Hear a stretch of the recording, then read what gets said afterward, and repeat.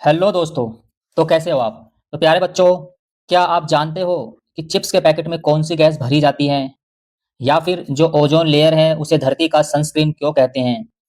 तो आज की इस क्लास में हम जनरल अवेयरनेस का इंपॉर्टेंट टॉपिक करेंगे, our surroundings, air, water and pollution, जो कि आपके सिलेबस में है और आपके एग्जाम में इससे क्वेश्चन पूछे जाएंगे। तो अपनी कॉपी पेन उठाइए, देखते हैं 30 में से आप कितने सवालों का सही उत्तर दे पाते हैं।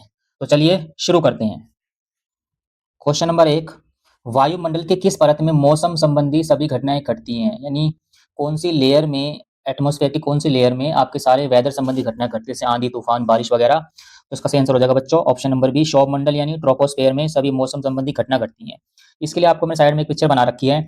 आपको यहाँ दिख रहा है कि सबसे नीचे वाली इसमें हमारी 5 लेयर होती है। सबसे पहले हमारी ट्रोपोस्फेयर होती है, उसके ऊपर स्ट्रेटोस्फेयर, उसके ऊपर मेसोस्फेयर और उसके ऊपर थर्मोस्फेयर और लास्ट में आपकी हेक्सोस्फेयर होती है। ये 5 लेयर होती है हमारे एटमॉस्फेयर में, इसको आप याद रखिएगा। और जो थर्मोस्फेयर है इसको आइनोस्फेयर भी बोल देते हैं। तो ध्यान रखना, जो भी बारिश वगैरह होती है, मौसम संबंधी घटना होती है, सारी इसमें होती है, हमारी ट्रोपोस्फेयर में होती है। और इसके अलावा एक क्वेश्चन ये भी बन सकता है कि हमारे जो एरोप्लेन है वो कौन सी लेयर में उड़ते हैं, तो वो स्ट्रेटोस्फेयर में उड़ते हैं, इस वाले में। ठीक है ना? और जो ओजोन लेयर आपकी वो भी सेकंड वाले में ही है, स्ट्रेटोस्फेयर में ही है। तो इसलिए दोनों इंपॉर्टेंट है, इंपॉर्टेंट सारे हैं, आप सबको याद रखना जरूर। और इस क्वेश्चन का आंसर हमारा क्या हो जाएगा? ट्रोपोस्फेयर। यहाँ पे सारी आपकी वेदर संबंधी घटनाएं यहाँ पे घटती हैं आपकी। क्वेश्चन नंबर 2, ओजोन परत हमें सूर्य की किन हानिकारक किरणों से बचाती है? यानी जो ओजोन लेयर है हमें किस हार्मफुल लेयर से प्रोटेक्ट करती है, आपको ये बताना है। तो इसका सही आंसर हो जाएगा आपका ऑप्शन नंबर बी, पराबैंगनी किरणें यानी अल्ट्रा वायलेट रेज। इससे ये हमें बचाती हैं। और मैंने बताया था ओजोन लेयर कहाँ पे है, वो स्ट्रेटोस्फेयर में है, लेयर नंबर 2 नीचे से। ठीक है ना? और एग्जाम में पूछ सकता है जो ओजोन लेयर की जो थिकनेस है किससे नापते हैं? हम डाप्सन यूनिट से नापते हैं। क्वेश्चन नंबर 3, हवा में सबसे अधिक मात्रा में पाए जाने वाली गैस कौन सी है? तो इसका सही आंसर हो जाएगा बच्चों ऑप्शन नंबर हमारा सी, नाइट्रोजन सबसे अधिक हवा में गैस पाई जाती है। और ये हवा में लगभग 78% पाई जाती है।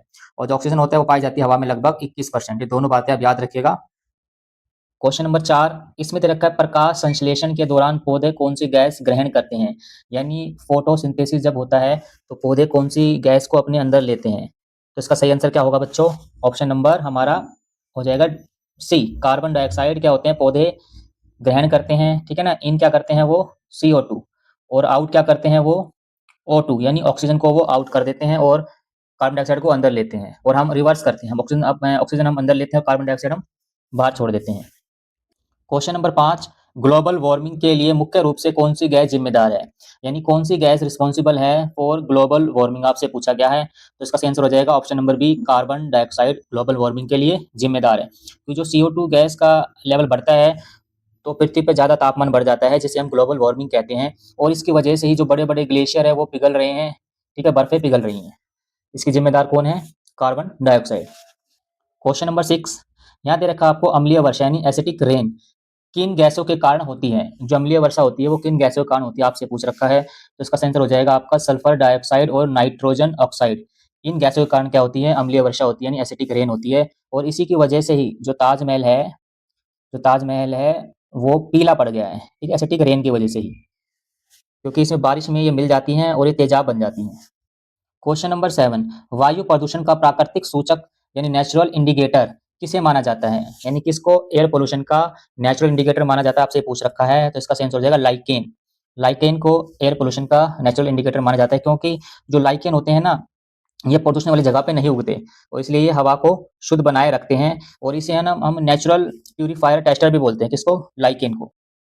क्वेश्चन नंबर 8, CNG का मुख्य घटक क्या है? यानी what is the main component of CNG? CNG का मेन कंपोनेंट क्या है, आपसे पूछ रखा है। तो इसका सही आंसर हो जाएगा ऑप्शन नंबर सी, मीथेन जो है CNG का मेन कंपोनेंट है। इसके अलावा आपसे पूछ सकता है कि CNG की फुल फॉर्म बताओ, ये भी एग्जाम में आ सकती है। तो इसका पूरा नाम क्या होता है? इसका पूरा नाम होता है कंप्रेस्ड नेचुरल और गैस। ठीक है। क्वेश्चन नंबर 9, पृथ्वी पर मौजूदा कुल जल का कितने प्रतिशत हिस्सा मीठा जल है यानी फ्रेश वाटर है? हमारी अर्थ पर जितना भी वाटर है उसमें कितना परसेंट फ्रेश वाटर है? तो इसका आंसर हो जाएगा ऑप्शन नंबर सी, 3%। लगभग क्या है, 3% फ्रेश वाटर है। इसको मैं एग्जांपल के थ्रू आपको बताऊं। मान लो एक बाल्टी आपने पानी भर लिया, ठीक है ना? आपने एक बाल्टी पानी भर लिया है। अब उस एक बाल्टी में से आप 1 चम्मच पानी निकाल लीजिएगा। ठीक है, एक बाल्टी में से आपने 1 चम्मच पानी निकाल लिया है।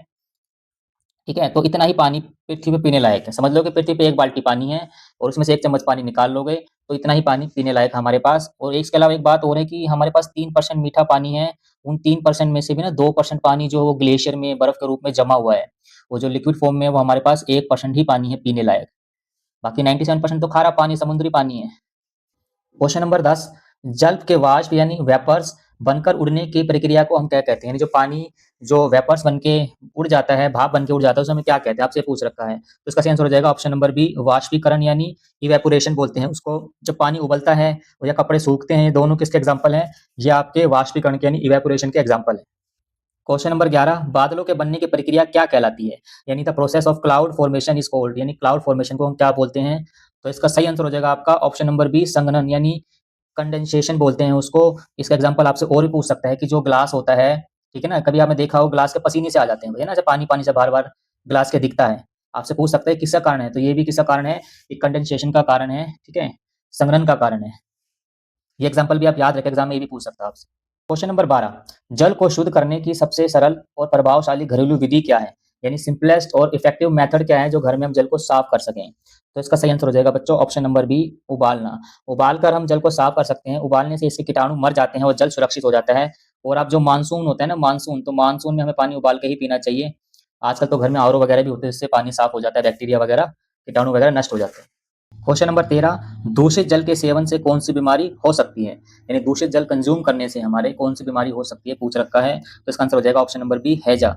कोलेरा जो हैजा बीमारी होती है वो दूषित जल के पीने से होती है। इसे गंदा पानी नहीं पीना चाहिए। और इसके अलावा आपको जो हैजा हो जाता है, और टाइफाइड भी गंदा पानी पीने से होती है, ठीक है ना? इसलिए स्वच्छ जल और स्वच्छ जीवन को ही अपनाना चाहिए। क्वेश्चन नंबर 14, विश्व जल दिवस, वर्ल्ड वाटर डे कब मनाया जाता है हर साल? किस दिन हम सेलिब्रेट करते हैं इसको? तो आपका सही आंसर हो जाएगा ऑप्शन नंबर सी, 22 मार्च को इसको सेलिब्रेट किया जाता है पूरी दुनिया में, वर्ल्ड वाटर डे, ठीक है ना? और इस दिन पूरी दुनिया में इस पानी बचाने की बात की जाती है कि पानी को वेस्ट नहीं करना चाहिए, पानी के महत्व को बताना चाहिए, ठीक है? इसलिए सेव वाटर, हमें भी पानी बर्बाद नहीं करना चाहिए। जब भी ब्रश कर रहे हो तो नल बंद कर देना चाहिए। और ऐसा नहीं कि 5 बाल्टियों से नहा रहे हो, 1 बाल्टी जितने से काम चले उतने से हमें नहाना चाहिए। और नहाते समय शावर चला के छोड़ना नहीं चाहिए। काफ़ी चीज़ें जिससे हम पानी को बचा सकते हैं। क्वेश्चन नंबर 15, वर्षा जल संचयन यानी रेन वाटर हार्वेस्टिंग का मुख्य उद्देश्य क्या है? आपने कभी देखा हो ना भाई, कई जैसे स्कूलों में ये ज़रूर लगा होता है, रेन वाटर हार्वेस्टिंग। जो छत से जो पानी आता है, ठीक है, वो सीधा ज़मीन के अंदर चला जाता है। वो पानी सीधा कहाँ चला जाता है? ज़मीन के अंदर चला जाता है, ठीक है? पाइप के थ्रू जो पानी आता है वो ज़मीन के अंदर चला जाता है। इसको हम क्या बोलते हैं? Rain water harvesting. इसका मुख्य उद्देश्य क्या है? ठीक है, इसका ऑब्जेक्टिव क्या है? तो आपसे पूछ रखा, तो इसका आंसर क्या हो जाएगा? ऑप्शन नंबर बी, इसमें दे रखा है भूजल स्तर को बढ़ाना, यानी to rise ground water level, यानी ग्राउंड वाटर लेवल को बढ़ाना इसका मुख्य उद्देश्य होता है। क्वेश्चन नंबर 16, ध्वनि प्रदूषण को मापने की इकाई क्या है? What is the unit of measure noise pollution? यानी नॉइज पॉल्यूशन को मेजर करने की यूनिट क्या है? हर चीज को नापने की यानी मेजर करने की यूनिट होती है। किसी को लीटर में नापते हैं, किसी को सेंटीमीटर में, किसी को केजी में। तो ऐसे ही नॉइज पॉल्यूशन को हम जो मेजर करते हैं वो करते हैं हम डेसिबल में, ठीक है? डेसिबल में मेजर करते हैं। और जैसे मान लो मैं बोलूँ कि 80 डेसिबल, 80 डीबी, 80 डेसिबल के ऊपर का जो भी शोर होता है वो हमारे लिए हानिकारक हो सकता है। क्वेश्चन नंबर 17, इनमें से कौन सा जैव अवनत यानी बायोडिग्रेडेबल कचरा है? यानी ऐसा कचरा जो मिट्टी में गलकर खाद बन जाए, ऐसा कचरा कौन सा है? तो आपका ऑप्शन नंबर सी हो जाएगा सही, फलों और सब्जियों के छिलके, यानी फ्रूट्स एंड वेजिटेबल पील्स जो होते हैं वो बायोडिग्रेडेबल कचरा है। और आपको स्कूल में देखा होगा कि एक डस्टबिन होता है ग्रीन कलर का और एक डस्टबिन होता है आपका ब्लू कलर का। आपको पता होना चाहिए ग्रीन वाले में हम डालते हैं कौन सा कचरा डालते हैं? इसमें डालते हैं हम गीला कचरा, ठीक है? गीला कचरा डालते हैं। और जो ब्लू वाले में डालते हैं हम कौन सा डालते हैं? सूखा कचरा डालते हैं। ये दोनों अलग-अलग डस्टबिन होते हैं। क्वेश्चन नंबर 18, मृदा अपरदन यानी सॉइल एरोशन का मुख्य कारण क्या है? What is the main cause of soil erosion? इसका मेन कारण क्या है कि वनों की कटाई यानी डिफोरेस्टेशन होता है। यानी पेड़ काटने से जो मिट्टी की पकड़ ढीली हो जाती है और वो बहने लग जाती है, इसलिए पेड़ लगाओ, मिट्टी बचाओ। क्वेश्चन नंबर 19, चिपको आंदोलन किससे संबंधित था? जो चिपको आंदोलन चला था, चिपको मूवमेंट चला था, वो किससे संबंधित था, आपको ये बताना है। तो ऑप्शन हो जाएगा आपका सी वाला सही, वन संरक्षण यानी फॉरेस्ट कंजर्वेशन से संबंधित था आपका चिपको आंदोलन। इसको चलाया किसने था, ये पूछ सकता है कई बार आपको कि इस आंदोलन के मुख्य जो लीडर कौन थे, मेन लीडर कौन थे? तो इसका आंसर हो जाएगा आपका सुंदरलाल बहुगुणा।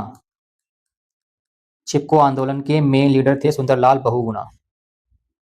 ये पेड़ से चिपक गए थे, काफी लोग चिपक गए थे कि पेड़ काटने से पहले हमें काट दो। एक आंदोलन चला था चिपको आंदोलन कि पेड़ों को चिपक जाओ लोग, ताकि कोई पेड़ काटने ही ना आए। पेड़ों को बचाने के लिए था ये।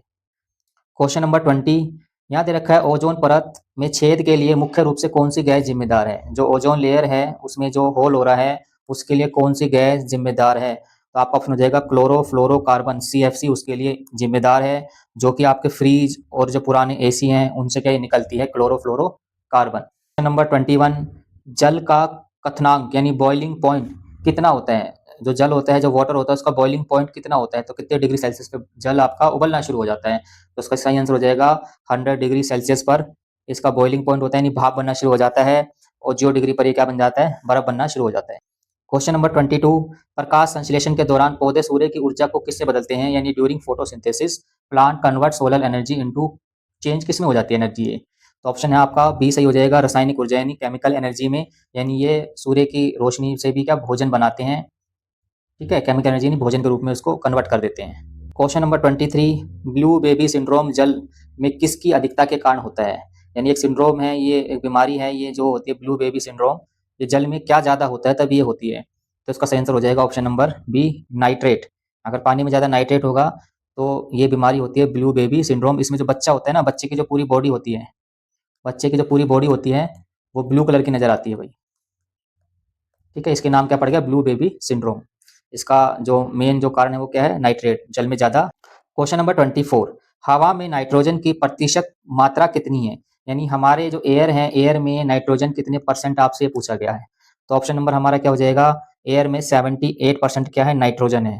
तो मैंने बताया था ना आपको 21% क्या एयर में आपकी ऑक्सीजन है, और सबसे अधिक जो एयर में जो गैस मिलती है वो नाइट्रोजन ही मिलती है, आप ये भी याद रखना।